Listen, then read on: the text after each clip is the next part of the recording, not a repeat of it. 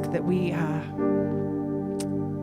run towards the new and the better that you have for us, that we leave the things that are holding us back, the things that we're holding on to, the things that have made us angry, maybe the things that have made us hurt, the things that have made us sick, to realize you are calling us to a life of new. I pray that we all have the faith to trust you, to trust what you have for us, that you want what is good and better and greater than anything that we could ever imagine for ourselves. Father, I pray this morning as we hear Pastor Joe's message that we hear about our brother who came so many years before us and how he was trusting and counting on you to be faithful to your word and to your promise. I pray the same thing holds true for us with open ears and open hearts this morning to hear that word anew in our lives today. In the name of your Son, amen. You may be seated. I would have done a drum roll, but I think everybody knows you're back. Yeah. So, just real quick before we get started, it's good to be back.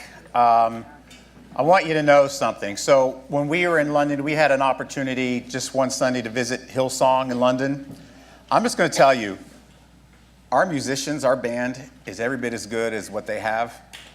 They're amazing. And I'm not saying that for marketing purposes. I'm saying that because they really are. And I'm very thankful. Saw a lot of really old things in London. I thought Al was old. I mean, it's, wow. You're like a teenager compared to them castles, Al. It's pretty amazing. So, but it's good for us to be back. We haven't preached on the life of Joseph in a month. We had Easter. Then Pastor Darrell came back for a visit, and then we were gone for 2 weeks, and I heard Megan did a great. I got text messages during the second service. You better get back soon. Megan's going to take your job. You better, she heard she did great. So, but we're going to get back into this series called Surviving Egypt. And as you know, if you haven't been here, or in case you forgot, Egypt is a metaphor for the world. Egypt is a metaphor for what we are doing, what we are living with in the world around us today, and how hard it can be sometimes. So that's what Egypt is. And so the idea of surviving in Egypt is the idea of how we as God's children survive in the world. This is week 9 of the series, and I've titled this one Serving in Egypt. Excuse me. So the next 2 weeks, we're going to be talking a little bit about a story within the life of Joseph about dreams. And they say that everyone dreams whether you know it or not. Some people remember their dreams and some people don't. Sometimes these dreams are scary. We call them nightmares. Sometimes they're just strange or bizarre. Sometimes they're pleasant.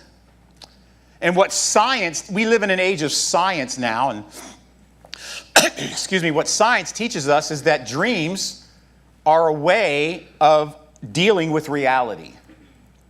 It's symbolically processing our life experiences, our fears, our anxieties, our hopes, our desires. And that's what dreams are. But in Joseph's day, they did not understand dreams that way.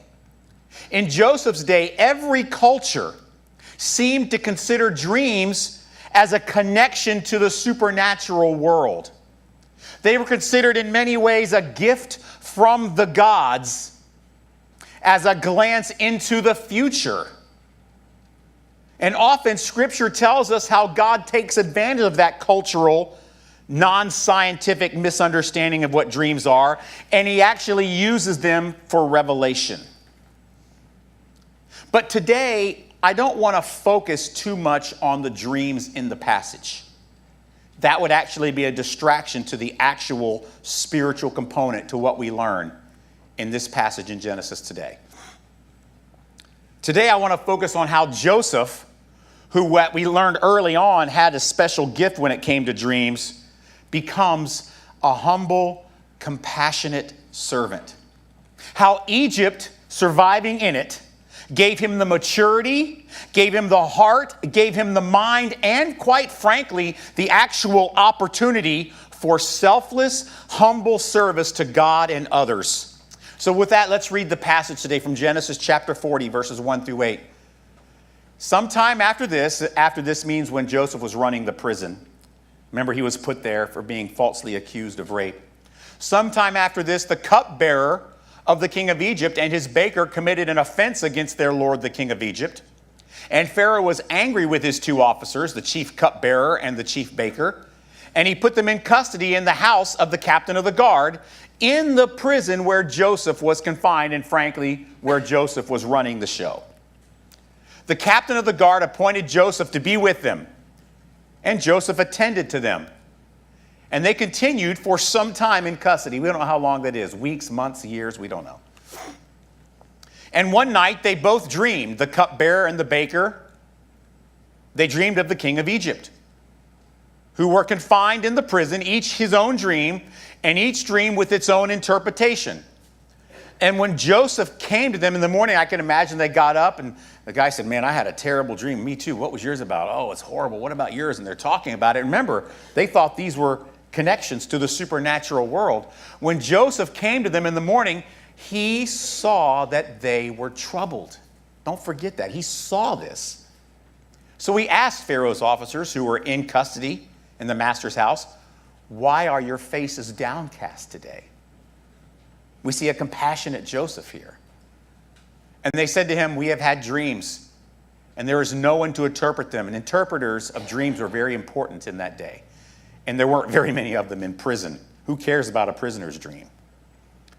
And Joseph said to them, do not interpretations belong to God? Please, tell them to me. Tell me your dreams. So let's look at the historical application of this passage. I want to talk about the humble servant.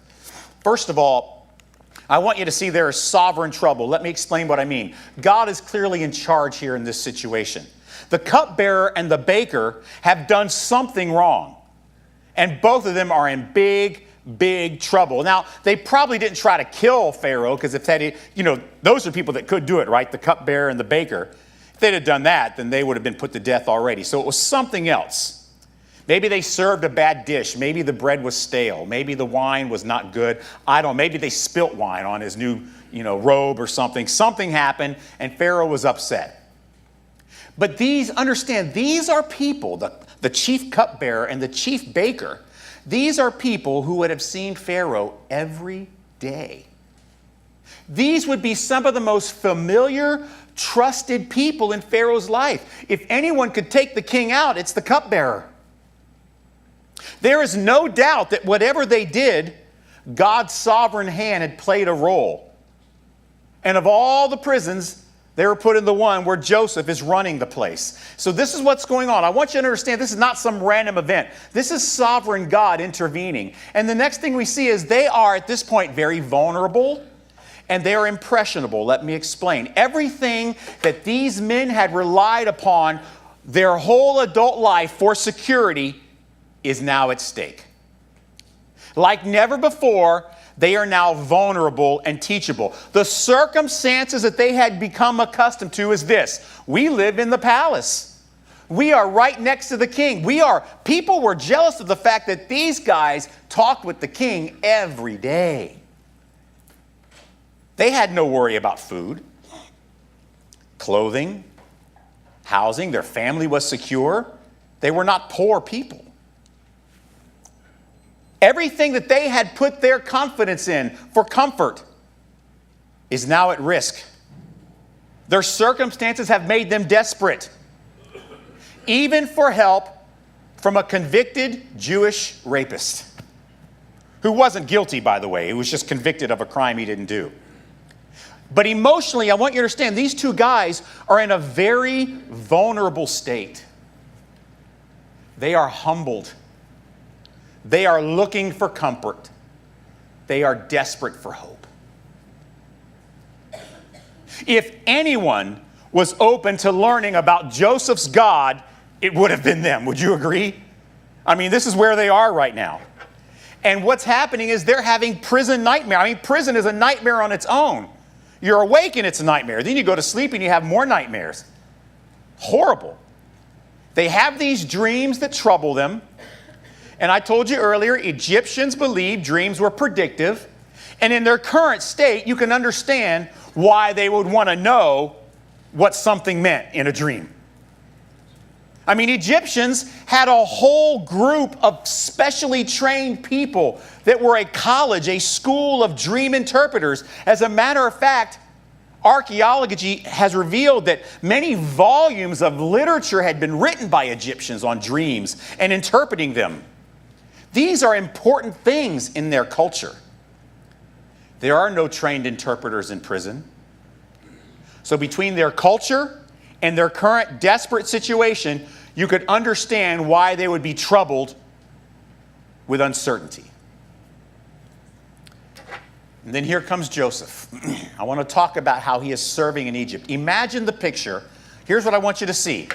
Joseph's in charge of looking after these guys, and these are, pretty high-profile prisoners. Imagine the picture of Joseph comforting these two men with tenderness, compassion, love.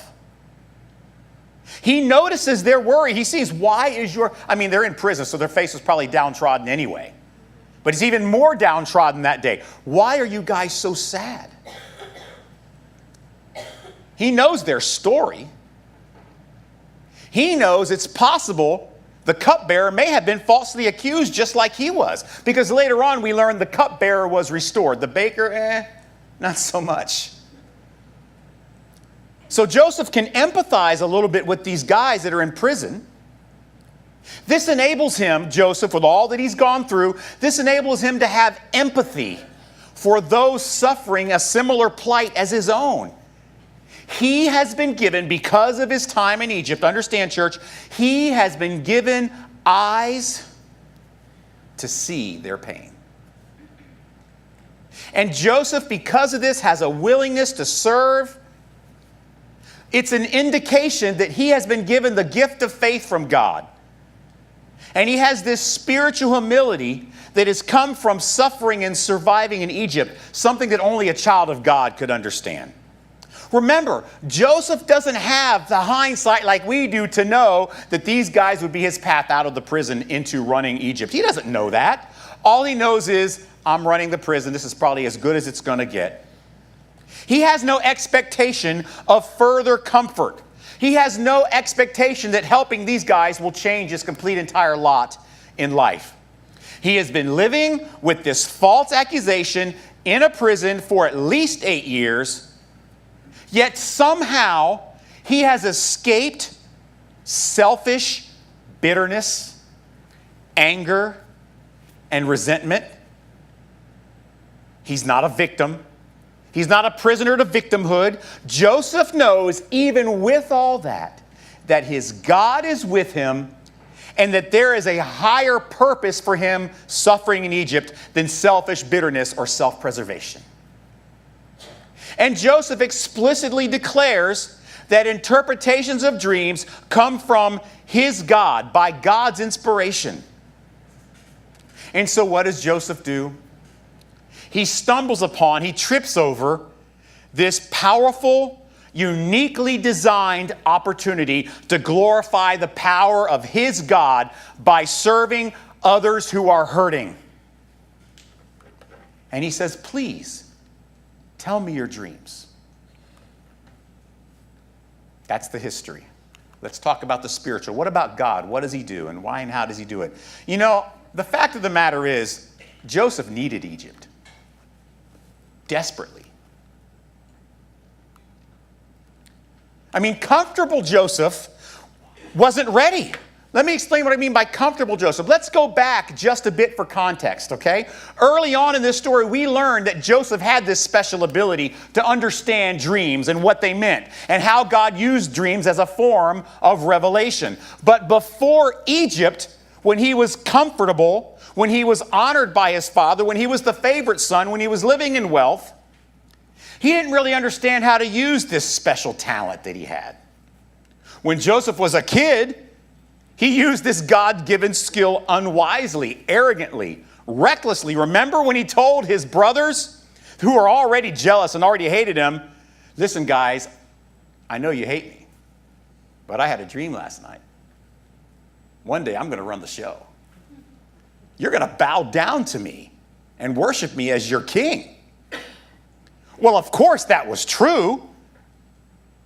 But look at the result of Joseph's immaturity in using his God-given gifts. In Genesis 37, 8 through 10, it just says this. His brothers said to him, are you indeed to reign over us? Are you indeed to rule over us? So they hated him even more than they did before because of his dreams and his words about the dreams. And then he dreamed another dream. And he told it to his brothers and said, behold, I have dreamed another one. Behold, the sun and the moon and the stars are going to bow down to me. But when he told it to his father and to his brothers, his father rebuked him and said, dude, what is your problem? What is this dream that you've dreamed? Shall I and your mother and your brothers indeed all come to bow ourselves to the ground before you? See, that was comfortable, Joseph. Do you see the difference? All these talents and gifts he had as a young man, they remained misguided, undeveloped, and dangerous while he was growing up privileged, in favor, and in comfort. But God uses Egypt in Joseph's life. Can you imagine where Joseph would be spiritually without slavery and prison? Just imagine what kind of man he would be had he never suffered in slavery and in prison. Because guys, Joseph needed to be prepared physically, emotionally, and spiritually to use his talents for a higher purpose. As hard as life was in Egypt, he desperately needed Egypt if he was going to learn how, get this, serve God. For Joseph to learn how to actually serve the God that he loved, he needed to live in Egypt for a while. And all along, from slavery to false accusation to prison, God is molding and shaping his character and guiding his steps to this very moment. So while comfortable Joseph wasn't ready, God uses Egypt, and suffering Joseph was fully prepared. Surviving in Egypt had given Joseph clear eyes to see how his gifts and his talents and his skills were from God, for God. All that God had allowed to happen to him brought him to this opportunity, this mindset, this willingness, this wisdom, this point in his life. He had eyes for the pain of others and for God's plan and God's purpose instead of just his own. Egypt had changed him. As evil and hard as it was, prison had made him a humble, gentle, compassionate servant of God that enabled him to have a massive impact selflessly on strangers. Pretty amazing, isn't it? Joseph needed Egypt. So let's go to the personal side. What about us? What are we supposed to do with this story? I want to talk about what Egypt and faith combined equals, what it yields, what it gives us. But before I say that, let me just explain that without the gift of faith, the pain of living in Egypt, and living in Egypt does bring pain. I think all of you could understand that. There are times where things are comfortable, but Egypt is not designed to maintain comfort. We got to fight hard to stay comfortable in Egypt. There's so many things our families struggle with. And without the gift of faith, the pain that surviving in Egypt can bring will leave us one of two ways. It'll either leave us living a life motivated by the pursuit of selfish comfort and pleasure, or it will leave us paralyzed with bitterness, guilt, or anger.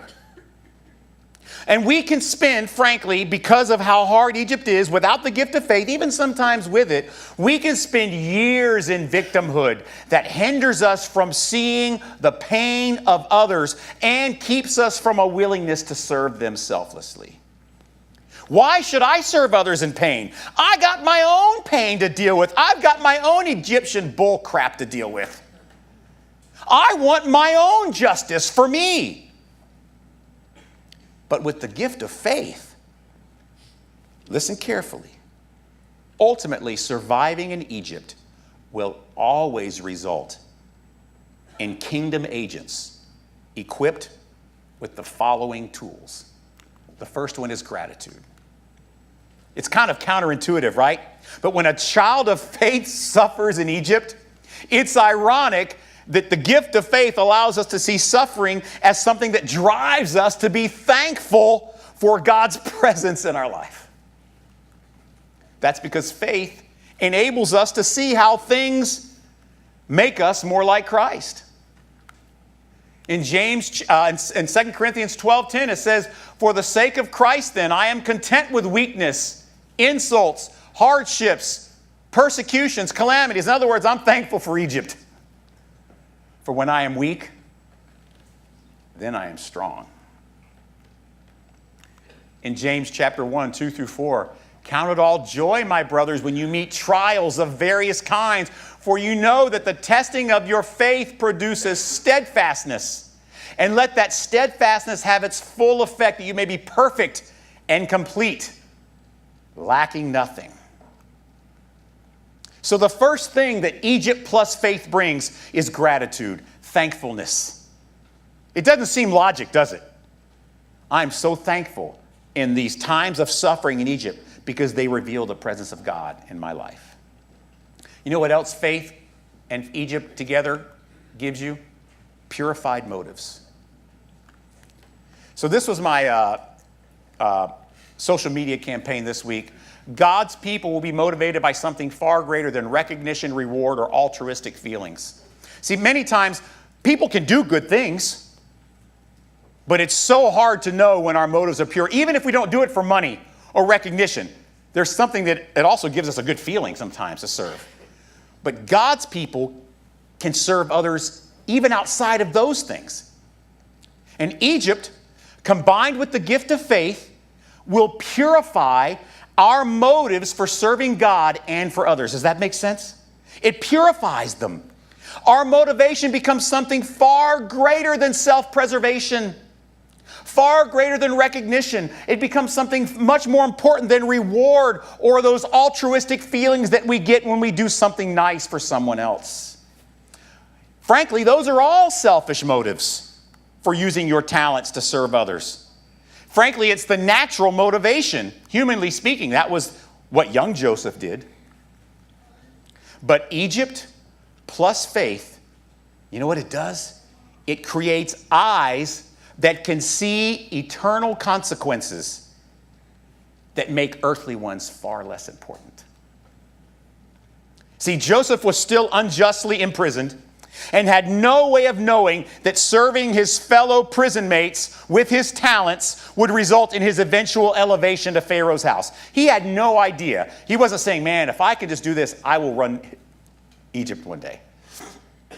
Yet what he did was compassionately, anonymously serve the cupbearer, because God had used Egypt plus faith to create in Joseph a righteous motivation. The next thing it gives us is eyes for God's plan. See, faith gives us eyes to see beyond your own little pitiful world into an eternal one with all of its implications and impacts. We begin to see survival in Egypt not just to fulfill our own destiny and our own desires, but we see our survival in Egypt as a process that we must go through to be a part of God's plan. It is part of this verse in Ephesians 2:10. Many of you know my favorite chapter in the Bible, Ephesians 2. Ephesians chapter 2, verse 10. "For we are his workmanship," that's the survival part, "created in Christ Jesus," that's the faith part, "for good works," that's the prison part, "which God prepared beforehand that we should walk in them," we should trip over, just like Joseph did in the prison. Can you see how this truth in Ephesians was at work while Joseph was suffering in Egypt? Because what happens is faith gives us eyes that see redemption. Even as Egypt's hardship and humiliation and desperation rage around us, just as it did for Christ.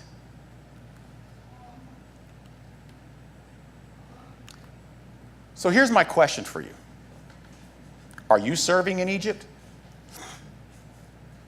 We know that God uses Egypt and faith to gently mold and prepare his children to serve him to our greatest potential. If we have been given the gift of faith, surviving in Egypt will do for us, it will do for us what it did for Joseph. This is the only outcome, because faith always wins. Faith takes what Egypt dishes out and uses it to make us what we need to be for the kingdom service to others. From surviving cancer, dealing with physical illness, to losing a loved one, to struggling with addiction and recovery, to financial ruin and burden, being victimized by others. The list goes on and on. All those things together, Egypt plus faith, enables us to survive and bring us to a place of humble service we never could have been at otherwise. If we all just were born and grew up with no problems, our service to others would be horrible.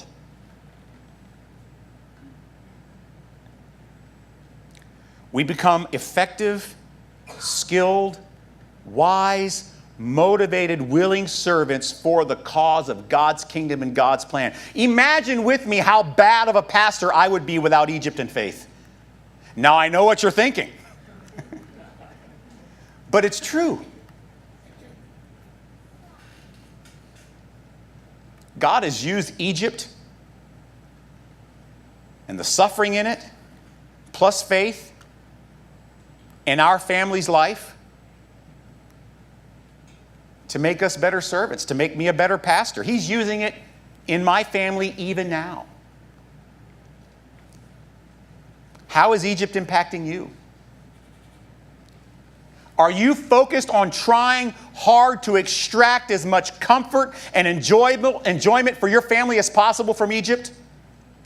Is Egypt making you self-focused, bitter, angry, obsessed with getting your version of justice for yourself and everyone else around you? That's Egypt without faith. Or has Egypt plus faith given you eyes that see redemption, have compassion, and enable you to serve, even serving while you are suffering? Hearts and eyes that are always searching for opportunities to use what Egypt has taught us to benefit others. Church, if you have been given the gift of faith, surviving in Egypt will no doubt result in humble, compassionate kingdom service to those God brings into your life by his design, by his sovereign hand, just as he did with Joseph while he was still in prison. So my heart for you today is this. You know, we like to get serious and raw at GraceLife. We don't want to sugarcoat things and you know, leave you always, everything's always joyful and roses. That's just not Egypt, right? That's not Egypt. Egypt sucks. But guys, I got to tell you something. You need it if you want to learn how to serve God. If you ain't got no Egypt, you ain't got no service. You need Egypt and faith so that we can do what God has called us to do. Heavenly Dad, I'm just so thankful that while we are trying to survive in Egypt,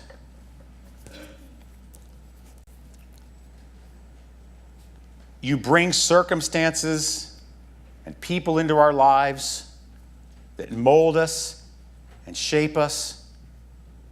And somehow you give us the ability, even in the midst of the burden of surviving in this tough place we call the world, you make us servants. You make us mouthpieces for redemption and love and joy and compassion and grace in ways we could never do if life were just a resort. So in that respect, we do count it all joy that we fall into these difficult times, because it's making us perfect. Not perfect without mistakes, but perfect for what you have called us to do.